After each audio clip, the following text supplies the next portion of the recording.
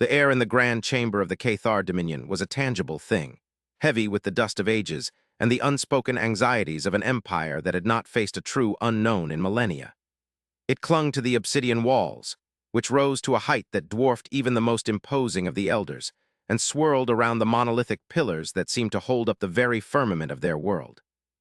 At the heart of this cavernous space, suspended in a gentle gravitic field, floated the conclave of elders, their chitinous bodies a somber array of deep purples and grays, their multifaceted eyes catching the faint, ethereal light that emanated from the crystalline core of the chamber.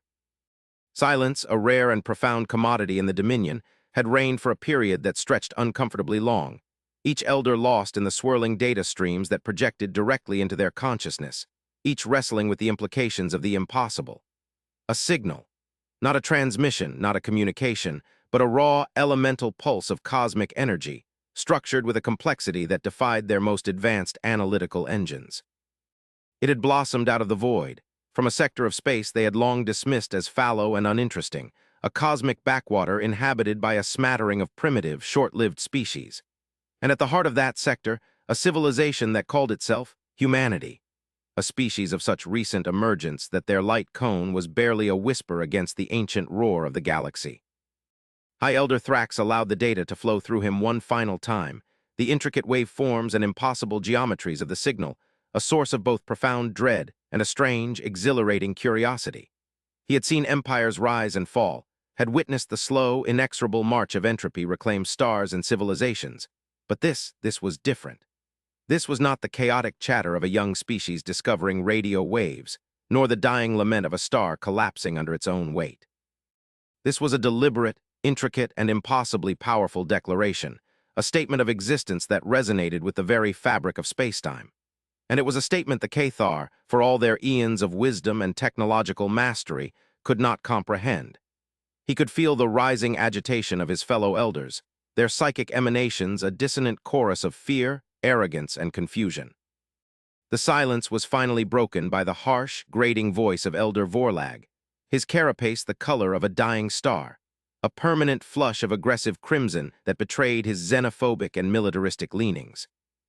"It is a weapon," Vorlag's voice echoed in the chamber, each word a hammer blow against the fragile peace. "A declaration of war from an unknown power. The signal's origin point is a clear indicator.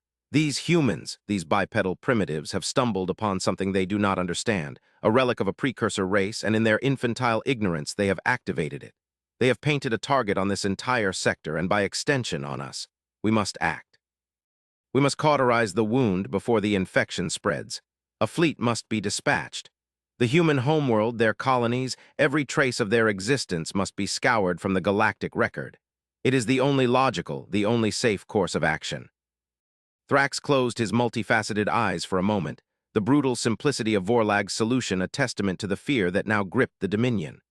Vorlag saw only threats, only nails for his proverbial hammer. He had always advocated for isolation, for the purity of the Cathar genetic and cultural lineage, and this unknown signal was the perfect catalyst for his paranoid ambitions. Thrax, however, saw something else. He saw a mystery, a puzzle box of cosmic proportions, and the humans were not the source of the problem, but perhaps a clue to its solution. "Your logic is flawed, Elder Vorlag." Thrax's voice was a low, resonant hum, a stark contrast to Vorlag's sharp-edged pronouncements.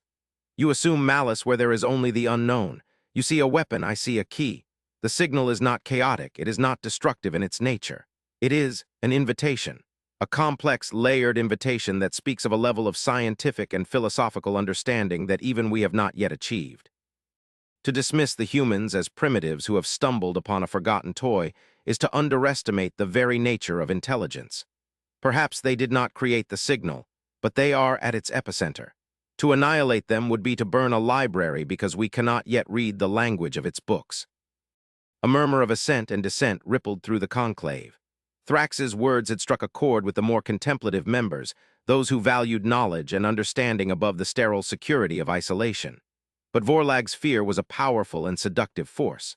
The Cathar had survived for eons by being cautious, by never taking unnecessary risks. Their empire was vast, their technology unparalleled, but their spirit had grown old, their curiosity atrophied by the long, slow comfort of their own perceived superiority. An invitation, Vorlag scoffed, his crimson carapace darkening. An invitation to what, High Elder? Annihilation, subjugation. The galaxy is not a library, it is a wilderness, and in the wilderness one does not extend a hand in friendship to the sound of an unknown predator's roar. We have thrived because we have been cautious. We have endured because we have been strong. This sentimentality you espouse, this romantic notion of a cosmic puzzle box, will be the death of us all. The humans are an anomaly, a chaotic variable in a carefully balanced equation. They expand too quickly, their societal structures are fractured and violent, and their technology, while surprisingly effective in its own crude way, lacks the elegance and theoretical underpinning of our own. They are a virus, and this signal is the symptom of their infection. We must enact quarantine. We must sever this sector from the rest of the galaxy. A full-scale military blockade, a cordon of impenetrable force. Let them play with their newfound toy. Let them be consumed by whatever it is they have awoken, but we will not be a part of their folly. The debate raged for what felt like an eternity, the fate of a species that did not even know they were being judged hanging in the balance. Thrax argued for observation, for a deep space probe to be dispatched, for a careful and nuanced approach. Vorlag and his faction countered with visions of apocalypse, with scenarios of galactic plagues and unstoppable, godlike precursor weapons. The conclave was divided, a schism of fear and curiosity that threatened to shatter the very foundations of their ancient unity. And all the while, the signal pulsed, a silent, rhythmic heartbeat from the darkness, a constant reminder of the vast, terrifying, and beautiful unknown that lay just beyond the borders of their meticulously ordered empire.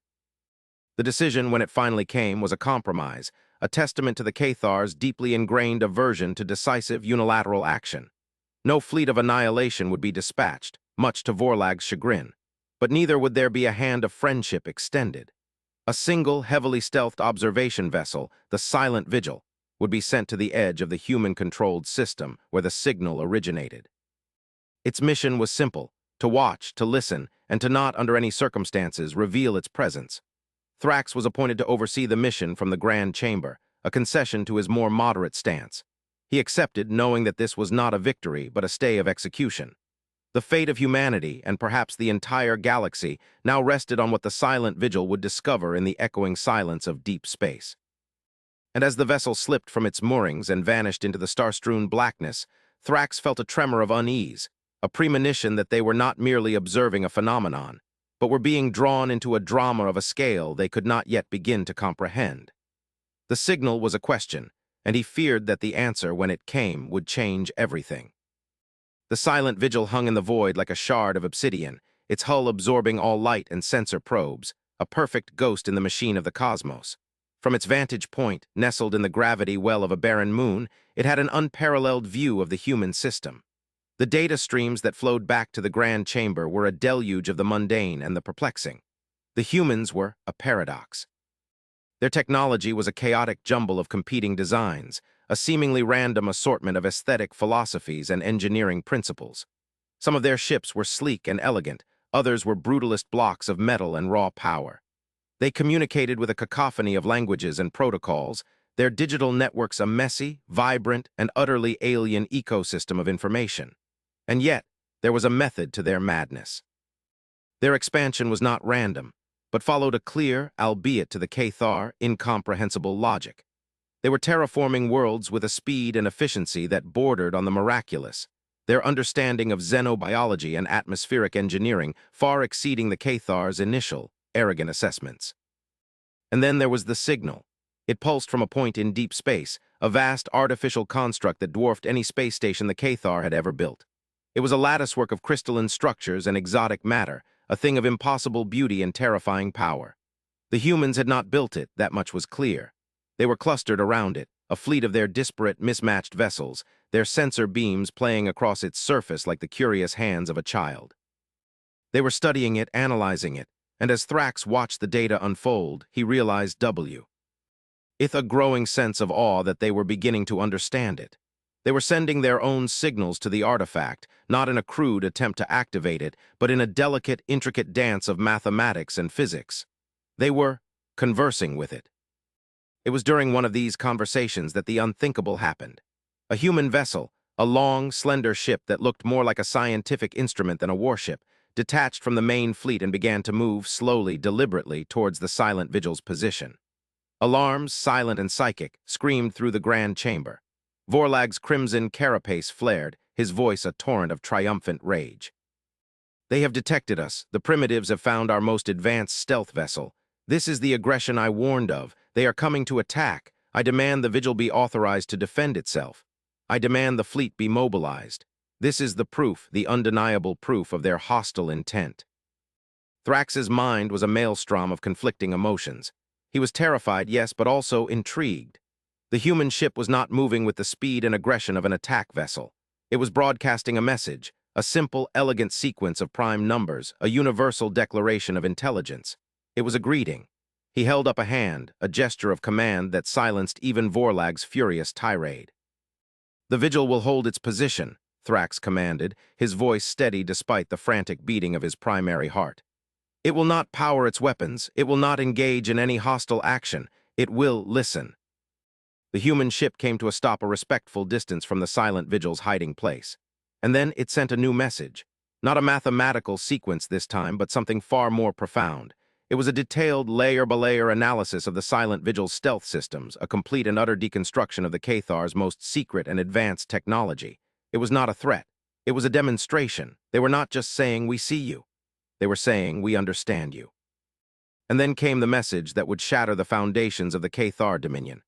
It was in their own language, a flawless, unaccented translation of a simple, devastating question. "The signal was not for you, it was not for us, it was for something else. But it is a matter of galactic importance. We believe it is a warning, we have been studying it. We have come to the conclusion that we cannot decipher it alone. We require your assistance. Will you help us?" The grand chamber was plunged into a silence so profound that it felt like the end of the universe. The humans knew they were there. They had known, perhaps from the very beginning. They had not reacted with fear or aggression, but with a calm, rational, and utterly terrifying display of intellectual superiority. And now they were asking for help. The primitives, the chaotic, unpredictable primitives, were extending a hand of partnership to the ancient, powerful, and now profoundly humbled Cathar Dominion. Vorlag was speechless, his crimson carapace faded to a dull, mottled gray. The other elders were a whirlwind of conflicting emotions, their psychic emanations a chaotic storm of shock, fear, and a dawning, grudging respect. Thrax felt a strange sense of calm descend upon him. He had been right. The signal was not a weapon, but a key, and the humans, in their strange, chaotic, and brilliant way, had found the lock. "Open a channel," Thrax's voice was a whisper, but it carried the weight of an entire civilization's future. "To the human vessel, I will speak with them." First contact between the Cathar Dominion and humanity was not one of grand ceremony or military posturing. It was a quiet, somber exchange of information, a meeting of two minds across the vast, cold emptiness of space. The human representative, a woman who called herself Ambassador Eva Rostova, spoke with a calmness and intellectual clarity that Thrax found both unnerving and deeply impressive. She did not boast of their technological prowess, nor did she make any demands. She simply laid out the facts as they understood them. "We have been studying the artifact for some time," she explained, her voice a calm, steady presence in the swirling chaos of the grand chamber. "We have determined that it is a communications device of immense power and antiquity. It is broadcasting a message, a warning, in a language that is not based on sound or light, but on the fundamental principles of physics and mathematics. It is a language that speaks of concepts that are difficult for us to grasp. It speaks of other dimensions, of realities that exist alongside our own, of beings that are to us as we are to the single-celled organisms in our oceans." She paused, letting the weight of her words settle. "The signal is a filter. It is designed to be understood only by a civilization that has reached a certain level of scientific and philosophical maturity. Why a civilization that can look beyond the confines of their own perceived reality? We have been able to decipher fragments, glimpses of the message, but it is too complex, too vast for us to comprehend in its entirety. Our minds, our ways of thinking, are too linear. We see the universe in terms of cause and effect, of a straight line from past to future. The language of this signal is holistic. It sees all of time, all of reality, as a single interconnected whole." Thrax felt a shiver run through his carapace. The Cathar, for all their eons of existence, had never encountered a concept so alien. Their own science, their own philosophy was based on the predictable, the knowable. They had mapped the stars, they had tamed the atom, they had built an empire on the unshakable foundations of logic and reason. But this was something else entirely. This was the realm of gods and mystics, of concepts that they had long dismissed as the fanciful ramblings of primitive minds. "What is the nature of the warning?" Thrax asked, his voice betraying a hint of the awe he felt. "That is the part we do not fully understand," Eva Rostova replied, a hint of frustration in her voice. "But the fragments we have deciphered speak of a shadow, a presence that moves between the realities, of a consumer of civilizations, a being or beings that are drawn to the light of intelligence, of consciousness, and extinguish it. The signal is a warning to those who have become bright enough to be seen. It is a call to prepare, to unite." Vorlag, who had been listening in stunned silence, finally found his voice. "This is a trick, a human deception. They wish to lure us into a trap, to use our resources for their own ends. They are trying to frighten us into an alliance." Eva Rostova's response was not anger, but a quiet, profound sadness. "We have no desire to trick you, Elder Vorlag. We have no need for your resources. We have come to you because your civilization is old. You have seen more of the galaxy than we could ever dream of. Your minds are different from ours. You are a long-lived, contemplative species. We are a firework, a brief, brilliant flash in the cosmic darkness. We think fast, we live fast, we burn out fast. We believe that our two ways of thinking, your long, slow, deep contemplation, and our chaotic, creative, intuitive leaps of logic, together, we might be able to understand this message. Together, we might have a chance to survive what is coming." Her words hung in the air, a simple, honest, and terrifying plea. The humans were not arrogant. They were not conquerors. They were afraid, and in their fear they had not built walls but bridges. They had not hidden from the unknown but had reached out to it, had sought to understand it. And in that moment, Thrax understood the true difference between their two species. The Cathar had survived by avoiding the darkness. The humans had survived by learning to build a better light. The debate that followed was the most important in the long history of the Cathar Dominion. The fate of their empire, and perhaps of all life in the galaxy, hung in the balance. Vorlag and his faction argued for retreat, for a complete withdrawal into their own territory, for the construction of a fortress around their worlds that would be impenetrable to any outside force. They argued that the humans were a plague, and their warning was a symptom of their own self-destructive nature. But Thrax, his voice now filled with a newfound conviction, argued for something else. He argued for courage. He argued for hope. He argued that the Cathar's long, slow decline into stagnation was a greater threat than any external enemy. He argued that the humans, with their chaotic energy, their relentless curiosity, and their astonishing capacity for both great good and great evil, were not a threat, but a catalyst. A force that could reawaken the dormant spirit of the Cathar, that could remind them of what it meant to be explorers, to be pioneers, to be alive. And as he spoke, he looked at the faces of his fellow elders, and he saw not just fear, but a flicker of something else. A flicker of wonder, a flicker of hope. They had been old for so long, they had forgotten what it was to be young. And in the face of this terrifying, beautiful, and utterly human plea for help, they were, for the first time in millennia, feeling the stirrings of a new beginning. The decision, when it finally came, was unanimous. A joint scientific and military expedition would be formed. A fleet of Cathar and human vessels, a strange and unprecedented alliance of ancient wisdom and youthful fire, would journey to the artifact. They would stand together, they would work together, and if need be, they would fight together. They would face the darkness not as two separate species, but as one.